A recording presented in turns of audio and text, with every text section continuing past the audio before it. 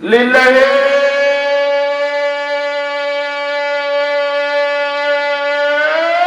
তাকবীর,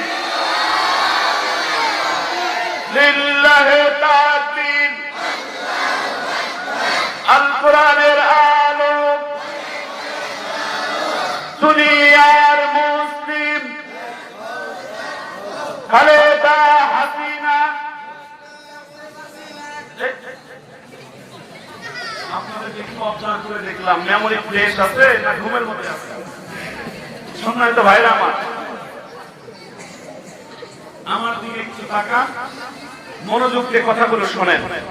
আমরা এখানে বসেছি, জান্নাতের বাগান আজকে পেয়েছি। রাস্তাঘাটের দোকানপাটে যে সমস্ত ভাইয়েরা এখনো ঘোরাফেরা করতেছি, এখনো আত্মীয় স্বজন নিয়ে যারা আমরা গল্প গুজব করতেছি, সকলকে অনুরোধ করবো, আজকে জান্নাতের বাগান আছে, আগামীকালকে আপনি এই জান্নাতের বাগান আর পাবেন না।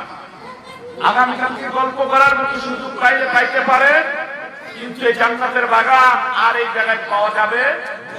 রাসূলের হাদিস অনুযায়ী আপনি এখানে যতক্ষণ বসে থাকি কোরআনের কথাগুলো শুনবেন, মনোযোগ দিয়ে যদি শুনতে পারেন, এখানে যতক্ষণ আপনি বসে আছেন,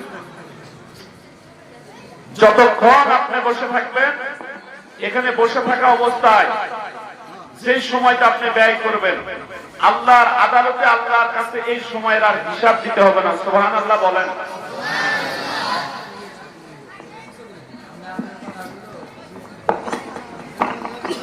সম্মানিত ভাইয়েরা আমার, আল্লাহ তাআলা বলতেছেন, কোন বান্দা যদি আল্লাহ রাব্বুল আলামিনের এই কোরআনুল কারীমের কথাগুলো মনোযোগ দিয়ে শুনতে পারে, আমলের নিয়তে যদি কথাগুলো শুনতে পারে, তাহলে আল্লাহ রাব্বুল আলামিন বলতেছেন আল্লাহ তাআলা তাকে হেদায়েতের রাস্তা দেখাবেন। সুবহানাল্লাহ বলেন। আল্লাহ রাব্বুল আলামিন বলতেছেন, الذين يجتمعون القول ويتبعون أحسنه أولئك الذين هداهم الله الله أكبر।